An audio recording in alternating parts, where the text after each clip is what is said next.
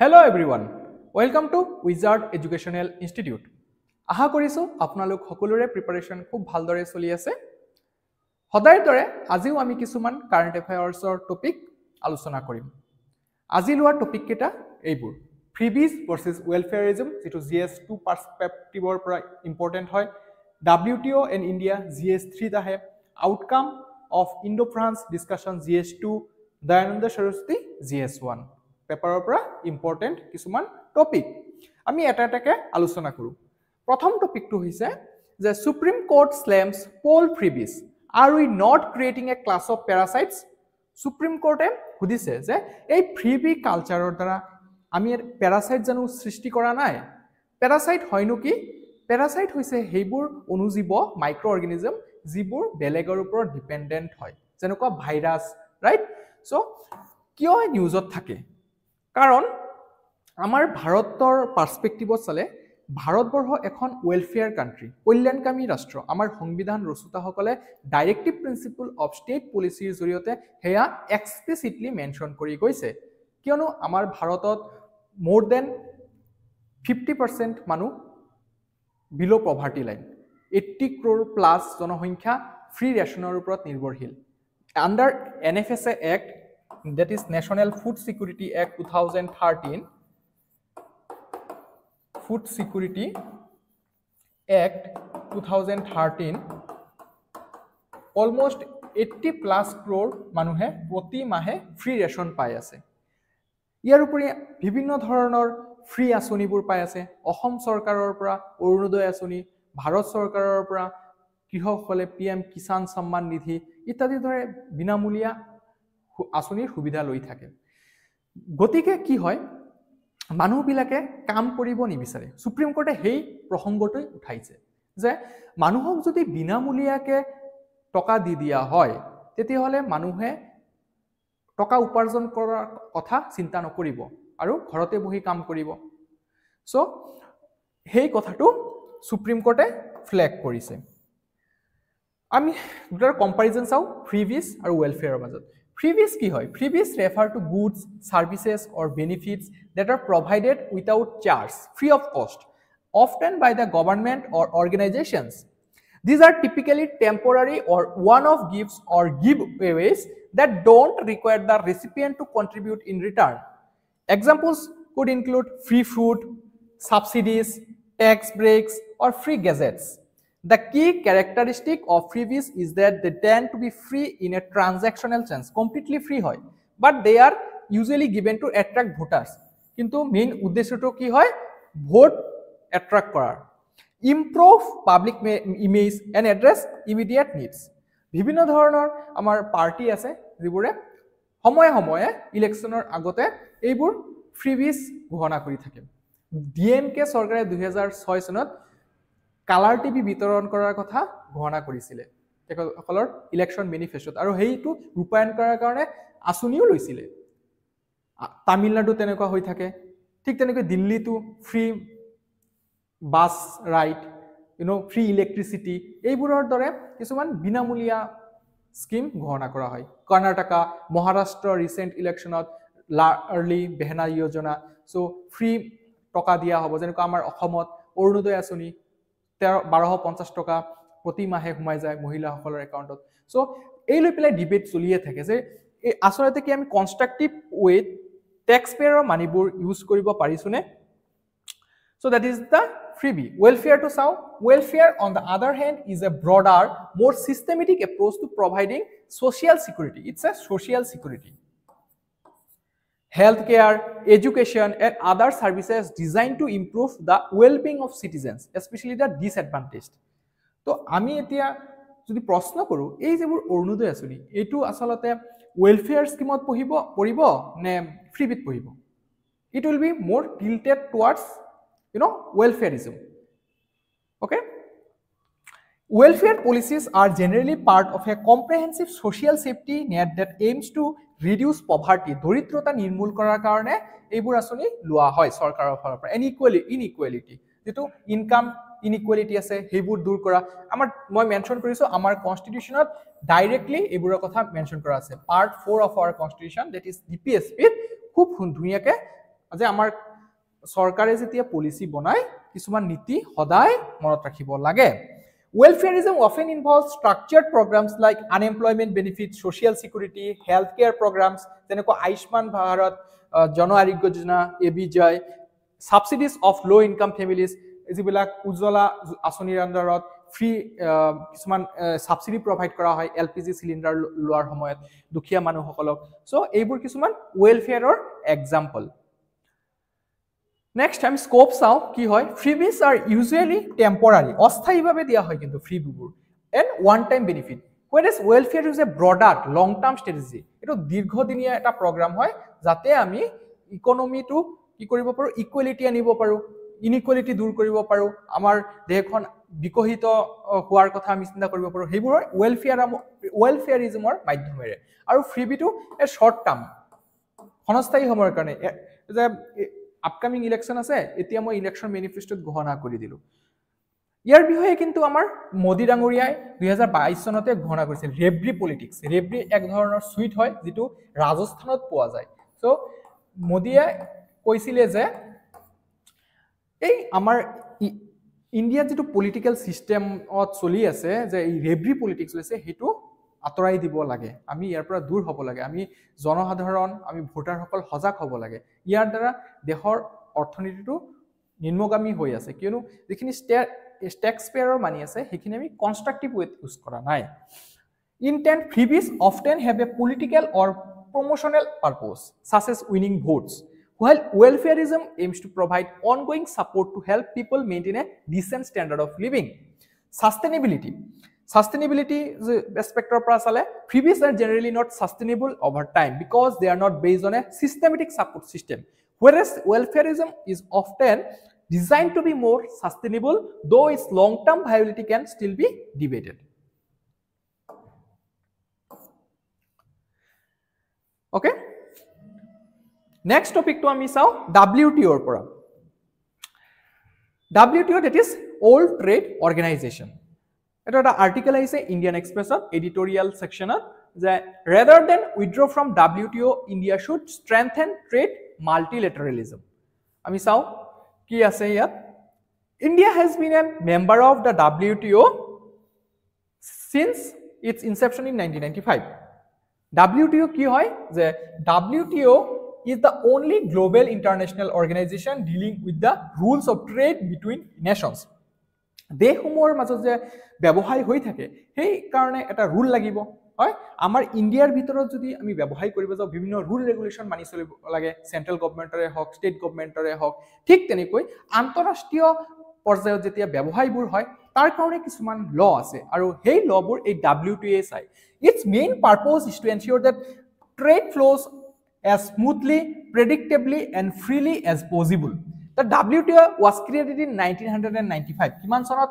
WTO গঠন কৰিছিল 1995 কাক ৰিপ্লেস কৰিছিল এই কোৱেশ্চনটো আহে general agreement on tariffs and trade GATT সমুকে গেট বুলি কয় এটুক ৰিপ্লেস কৰি প্লাই WTO 1995 চনত গঠন কৰা হৈছিল আৰু গেট কিমান সনত এস্টাবলিশ কৰা হৈছিল 1947 ত কিয়ৰ কাৰণে to promote international trade by reducing trade barriers and providing a platform for resolving trade dispute যদি কিবা ট্ৰেড dispute হয় তেতিয়া কত হেবিলাক ৰিজলভ কৰিব পৰা যাব হেবিলাকৰ কাৰণে এটা বডি গঠন কৰা হৈছিল তাৰ নাম আছিল গেট 1947 চনত পিছলৈ হেতু 1995 চনত WTO হিচাপে পৰিগণিত হ'ল ওকে ভাৰত কিন্তু হেই ইনসেপশনৰ প্ৰায় WTO ৰ মেম্বাৰ হয় আৰু it plays a significant role in shaping the direction of global trade policies India's participation in the WTO is essential because its growing economy India is currently the 5th largest economy 10 বছৰ আগতে আমি 10th largest economy আছো আৰু আমি target ৰাখিছো যে 2047 চনলৈকে আমি টপ 3 কান্ট্ৰি ভিতৰত আহিম large consumer base and critical position in the global supply chain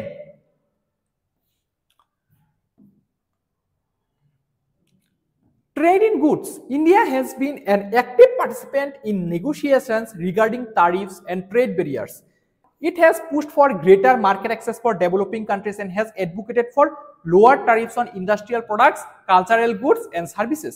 কিয় এই হার কথা ইম্পর্টেন্ট কারণ এই যেটো দুনিয়া চলি আছে এতিয়া এটা কম্পিটিশনত চলি আছে আৰু ট্ৰেড প্ৰটেকশনিজমৰ বিষয়ে আমি শুনি থাকো ডোনাল্ড ট্ৰাম্প অহাৰ পিছত বিশেষকৈ যিবোৰ ট্ৰাম্পে তাৰিফ ইম্প'জ কৰিছে কানাডা মেক্সিকো চাইনা 25% তাৰিফ ইম্প'জ কৰিছে ষ্টীল ইণ্ডাষ্ট্ৰী আইৰণ ইণ্ডাষ্ট্ৰীৰ ওপৰত তাৰিফ ইম্প'জ কৰা হৈছে চ' এইবোৰৰ দ্বাৰা কি কৈছে নিজৰ চিন্তাহে কৰা হৈছে চ' এই মুহূৰ্তত এই WTO ৰুল আৰু বেছি হৈ যায় India has also sought protection for its key industries such as agriculture, textiles, and pharmaceuticals. Trade in services. India has been a strong advocate for the liberalization of global trade in services, especially information technology and business services, sectors in which India is a global leader. The General Agreement on Trade in Services, that is GATS, a key WTO framework for services trade, is an area where India actively participates to expand its service exports.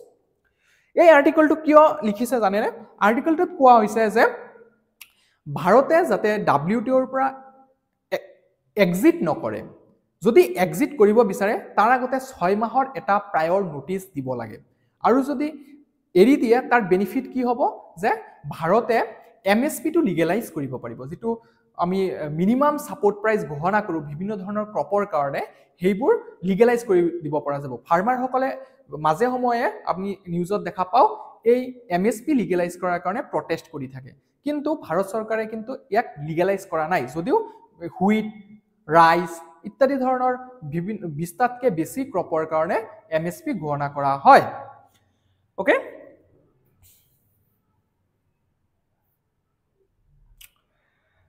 মেইনছত এক টপিকটোৰ পৰা এটা question আহিব পাৰে যে international trade policies including those under the WTO often reflect the power dynamics between countries examine the influence of global powers on the decision making processes within the WTO and its impact on international governance answer to আপোনালোকে 250 অৰ্ডছৰ ভিতৰত লিখি আমাৰ WhatsApp number 9395004636 লৈ পঠাব পাৰে আজি তৃতীয়টো topic হৈছে ভাৰত ফ্ৰান্সৰ যেটো বাৰ্তালাপ হল বাইলেটাৰেল টক হল তাৰ ফাইনাল আউটকামটো কি হয় প্ৰথমটো হৈছে India France declaration on artificial intelligence Modi ডাঙৰীয়া ফ্ৰান্সলৈ যোৱাৰ মেইন উদ্দেশ্য আছিল গ্লোবাল AI সামিট যেটো হৈ গল AI অ্যাকশন সামিট নামেৰেও জনাজাত তাত কো-চেয়াৰ হিচাপে গৈছিল right Next, launch of the logo for the India-France Year of Innovation 2026. Important that India-France Year of Innovation 2026 চনটো ঘোষণা কৰা হৈছে আৰু এটা লোগো লঞ্চ কৰা হৈছে তৃতীয় আউটকামটো হৈছে Indo-France Center for Digital Sciences এটা সেন্টার গঠন কৰা হ'ব Next, agreement for hosting 10 Indian startups at the French Startup Incubator Station Next, declaration of intent of establishment of partnership of advanced modular reactors and small modular reactors SMR. This nuclear sector logot jorito. Renewal for nuclear energy partnership. Then triangular development cooperation. Number 8, joint inauguration of India's consulate in Marseille. This is the second largest city in France after Paris. Then field of environment. So এইকেটা সেক্টৰত wide ranging talk হৈছে আৰু এইবিলাক এটা outcome আমি finally দেখিব পাৰিছো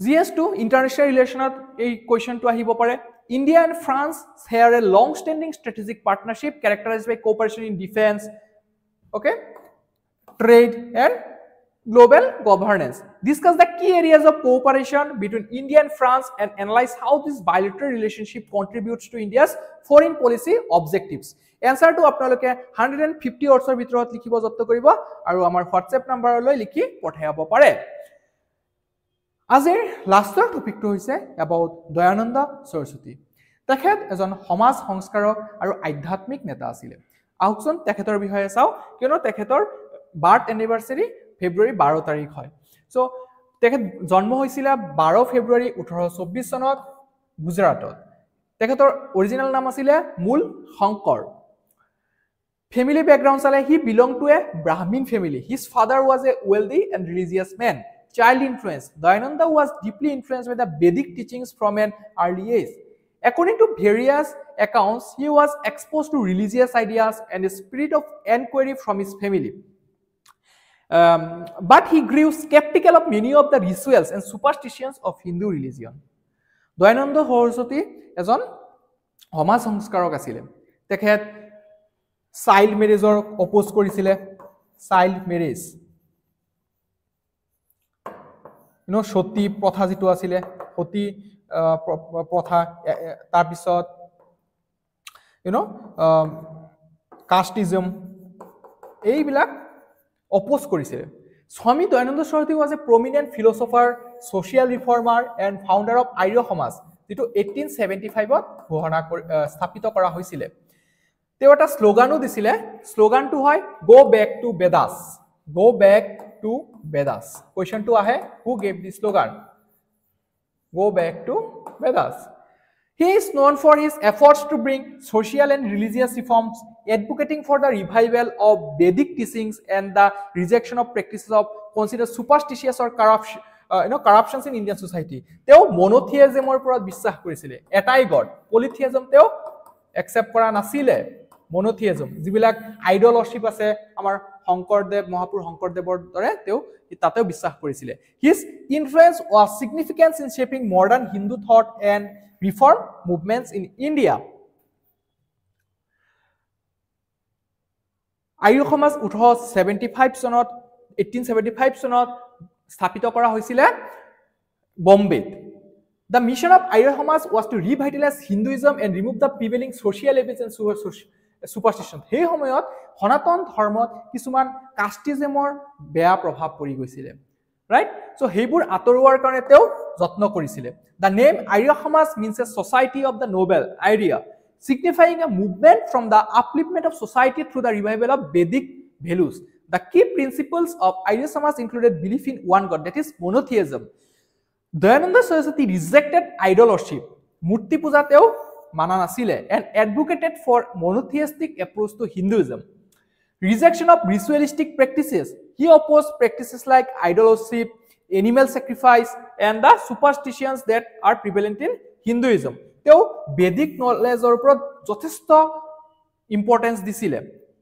Dayananda emphasized that Vedas were the ultimate sources of knowledge and truth. He karone teo slogan eta dise go back to Vedas. Aru Vedasok tekhete rock of ages buli koisile. Rock of ages. Rock of ages. Okay? Social reform. He championed causes like female education, abolition of caste discrimination, sati and child marriage.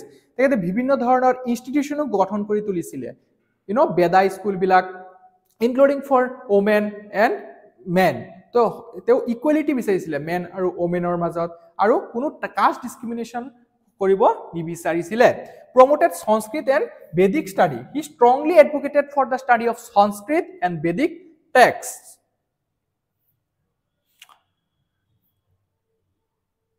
social reform bore ami sao je Swami Dayananda advocated for the empowerment of women including promoting the education of women and challenging practices like child marriage and sati.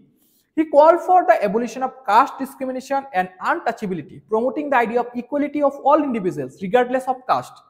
Then he actively supported the right of widows to remarry, which was revolutionary for that period. Hey, homoyote teo hebul chinta korisile. Religious reform, Swami Dayananda rejected many of the prevalent religious practices and superstitions in Hinduism, which he saw as deviating from the true teachings of the Vedas. His efforts were focused on revival of Vedic ideas. Then he opposed idol worship and believed that only one supreme god should be worshipped. He emphasized that all religious practices should align with the teachings of Vedas. The book Shaitartha Prakash, The Light of Truth, এটা তেখেতৰ লিখা কিতাপ হয় Shaitartha Prakash written by Dayananda Saraswati in 1875 is considered one of the most important works. It is a comprehensive critique of the social and religious practices of his time. He সময়ত সামাজিক আৰু ধৰ্মীয় যিবিলাক প্ৰেক্টিছ চলি আছিল সেইবিলাক illogical আছিল তেও সাইন্টিফিক টেম্পাৰ ডেভেলপ কৰাৰ কথা এই বুকটোত উল্লেখ কৰিছে advocating for a return to Vedic principles. The book discusses like idolatry, rituals, superstitions and caste discrimination. It also emphasizes the need for a rational thought and scientific reasoning. Teo etu bisarisile je manu bilake scientific temper develop korok aru logical thinking korok critical thinking develop korok Influence on Indian politics and nationalism. Swami Dayanand's efforts in promoting social justice, nationalism